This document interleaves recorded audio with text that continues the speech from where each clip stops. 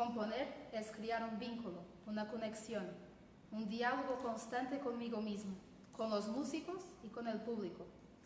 Cuando compongo, me pongo en la piel de los intérpretes porque ellos son quienes darán vida a mi música.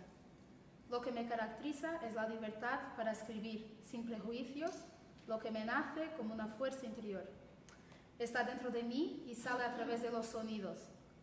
Describo mi música como un viaje a través de paisajes cambiantes. La música es para mí una forma de expresión que trasciende las palabras, tiene el poder transformador de conectar emociones y construir puentes en las personas. Laura Vega. Y agradecemos hoy porque está con nosotros aquí.